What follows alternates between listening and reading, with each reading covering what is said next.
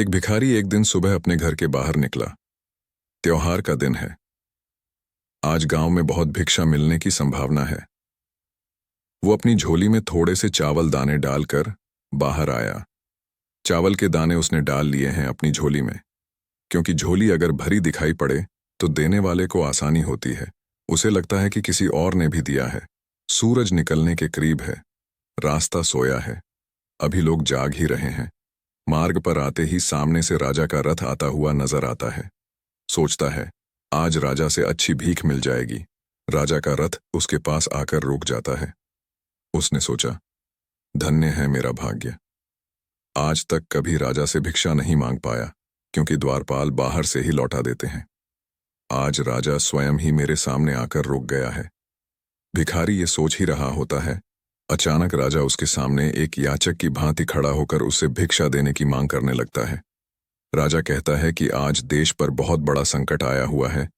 ज्योतिषियों ने कहा है, इस संकट से उबरने के लिए यदि मैं अपना सब कुछ त्याग कर एक याचक की भांति भिक्षा ग्रहण करके लाऊंगा, तभी इसका उपाय संभव है। तुम आज मुझे पहले आदमी मिले हो, इसलिए मैं तुमसे भिक्षा मांग रहा हूं।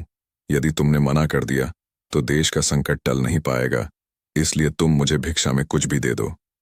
भिखारी तो सारा जीवन मांगता ही आया था, कभी देने के लिए उसका हाथ उठा ही नहीं था। सोच में पड़ गया कि ये आज कैसा समय आ गया है। एक भिखारी से भिक्षा मांगी जा रही है और मना भी नहीं कर सकता। बड़ी मुश्किल से एक चावल का दाना निकालकर उसने राजा को दिया। राजा वही एक चावल का दाना ले खुश होकर आगे भिक्षा लेने चला गया। सबने उस राजा को बड़बड़कर भिक्षा दी, परंतु भिखारी को चावल के दाने के जाने का भी गम सताने लगा। जैसे तैसे शाम को वह घर आया। भिखारी की पत्नी ने भिखारी की झोली पलटी तो उसमें उसे भीख के अंदर एक सोने का चावल का दाना भी नजर आया। भिखारी की पत्नी ने उसे जब उस सोने के दाने के बारे में बताया तो वो भिखारी छाती पीट के रोने लगा। जब उसकी पत्नी ने रोने का कारण पूछा तो उसने सारी बात उसे बताई। उसकी पत्नी ने कहा, तुम्हें पता नहीं कि जो दान हम देते हैं वही हमारे लिए स्वर्ण है। जो हम इकट्ठा कर लेते हैं वो सदा के लिए मिट्टी का हो जाता है। उस दिन से उस भिखारी ने भिक्षा मांगनी छोड़ दी और मेहनत करके अपना तथा परिवार का भरण पोषण करने लगा। जिसने सदा दूसरों के आगे हाथ फैलाकर भीख मांगी थी, अब खुले हाथ से दान पुण्य करने लगा। धीरे धीरे उसके दिन भी बदलने लगे। जो लोग सदा उससे दूरी बनाया करते थे, अब उसके समीप आने लगे। वो एक भिखारी की जगह दानी के नाम से जाना जाने लगा।